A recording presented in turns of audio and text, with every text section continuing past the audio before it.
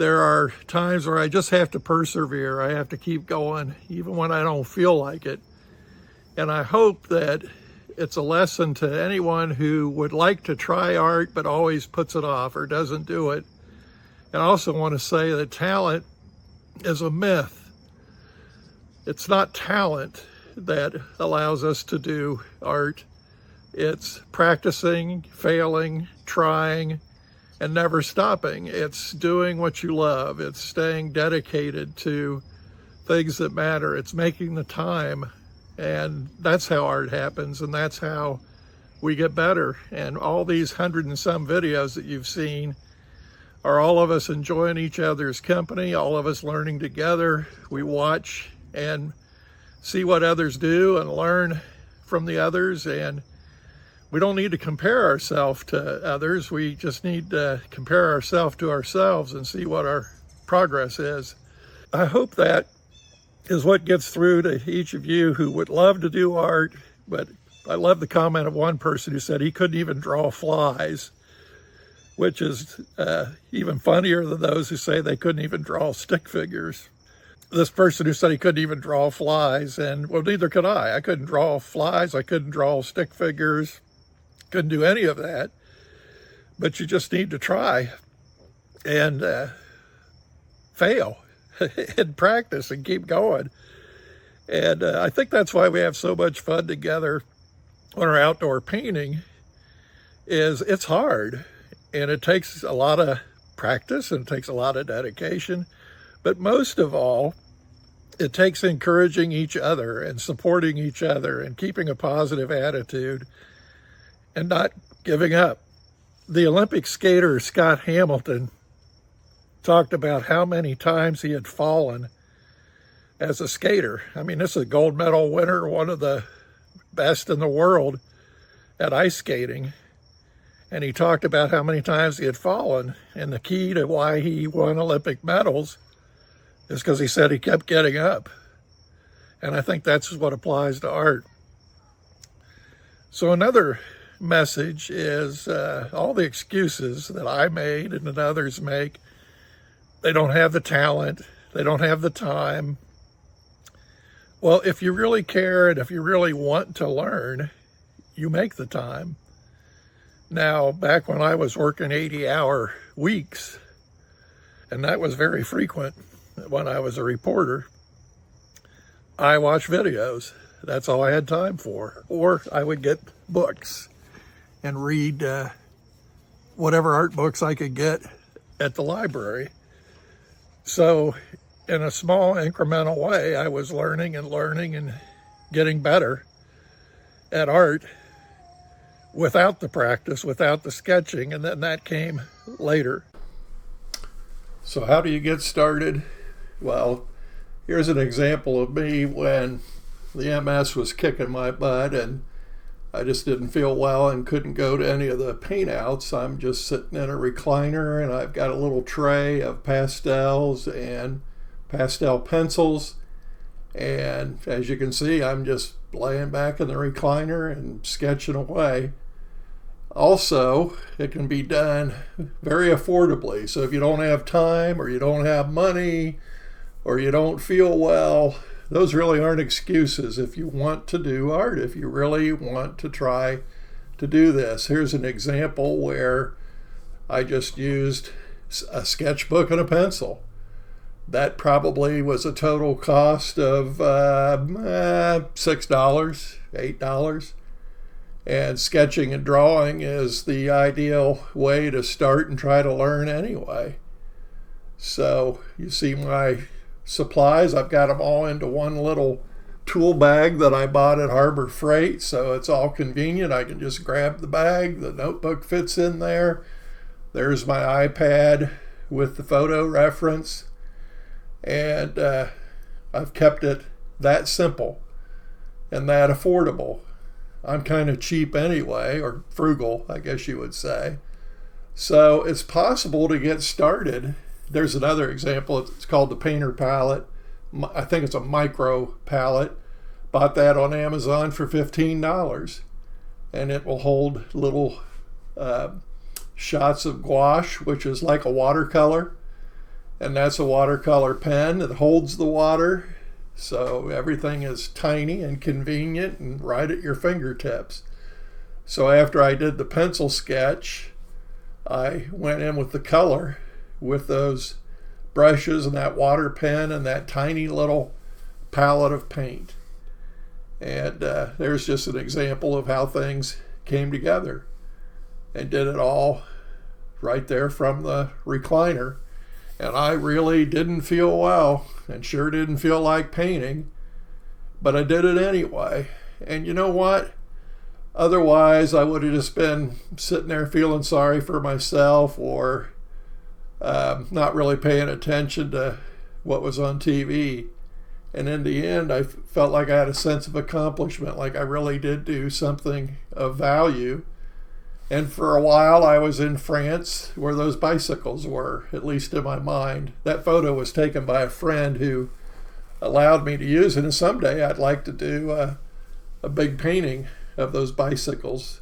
The bicycles against the brick wall with the vines and the flowers I thought were pretty neat. Here's another example, just using a piece of masonite panel that I gessoed and prepared. It's just a little, I think that's only 9 by 12, and that's with pastel. Now pastel is a little more expensive because you really should buy high quality, and those are Sennelier pastels.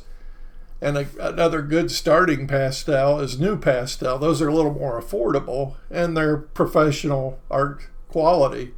New Pastel is a harder pastel, so it is good for the initial sketch. And what you see there are the Sennelier, which are soft, and they go on real buttery smooth and very professional. This is another example using gouache. And these are all sketches, and there's a New Pastel in the sketchbook. These are all sketches and things that I did to try to keep simple, where it wasn't too involved. But someday, especially what you saw with that gouache cemetery overlook here in Frankfurt, I'd like to do a much larger studio painting, maybe in oil. And there's my bud. He has to sit in my lap to see what's going on. I think he's trying to learn how to paint. So, again, I remained productive even when I really didn't feel well. And in that previous episode, when I talked about Doug Byrum being in a body cast and learning this when he was young and couldn't do anything else, he was bedridden for a good portion of his life and became such a great artist. Well, I don't whine and complain when I think back to his health and his condition and circumstances, when I have the ebbs and flows of autoimmune problems and MS kicking my butt. I kind of take inspiration from Doug and keep going, or like the Olympic skater Scott Hamilton, after a fall when he was ice skating, I get back up. I think the biggest challenge for everybody is time, and finding the time to be able to try this and begin. Maybe it's also a fear of failure, but who's going to know? This can be your own sketchbook. Nobody else has to see it. You don't know until you try. There are two things that I think are the greatest lies. The first one is that sticks and stones will break my bones, but words will never hurt me. Well, I think that's a big lie. I think words hurt worse. And the other big lie is that it all involves talent, that you can't do this unless you have talent. Now, there are certainly people who have an inborn appreciation or desire to do art, but I guarantee you they didn't do it just on talent alone. They did it with lots of practice, with their heart in it, with passion and dedication, and the more they did it, the better they got. So I think talent is a lie. You all have to start somewhere. So I would say the best way to start is just with a simple kit, just a sketchbook and pencils, or like I showed you with gouache or pastel or whatever you might want to try to work with. And that way you've got this little kit that's ready to grab wherever you're at the kitchen table or in your recliner or some other space maybe that you can dedicate that little corner of the house for art. And that way it's ready. You can pick it up when you're ready. You can leave it when you're done. And even if you only have 15 minutes, it'll all be there ready for you to resume. I really think that's the best way to give it a try and to get started and not have a whole lot of money involved. Now I want to talk in the greatest detail I have in more than 100 videos of exactly what my health situation was. In 2017, I nearly passed away from some serious health issues that are now simply chronic, but not life-threatening. I have real struggles with balance and fatigue, and sometimes my hands don't work right, and I feel like I'm walking on soft mattresses, but it ebbs and flows. And so I have my high points where I still have the fatigue, but I can do things without feeling like I'm going to fall at any moment, and my hands work a little bit better. And that experience in 2017 actually gave me more of an incentive to paint. It was a personal way to celebrate this second chance at life and a way to focus on celebrating the beauty of life. And during the worst of the worst, where it looked like I was at the end of the road and doctors had pretty much written me off, I had 3 different doctors tell me that they had a chemistry problem they couldn't solve, and they basically sent me home to die. And I was bedridden, and a good friend set up a hospital bed at our home, and I was waiting to die. And finally found a doctor who turned things around and got me back up and out of the walker and away from the canes and back to functioning again. Pretty miraculous. And in fact, I wrote about it in my autobiography.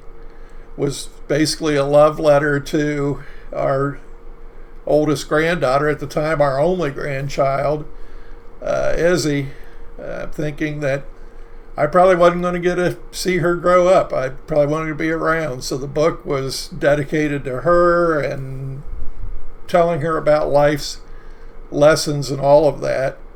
And the book is called Love, Grandpa, and it kind of goes into all these things in detail. But I don't want to talk just about myself. I've been impressed by the 2 different outdoor painting groups that we're in. The health issues are significant with the majority of the artists. They're either going through major surgeries. The most significant was one of the super artists had a heart transplant, not open heart surgery, a heart transplant.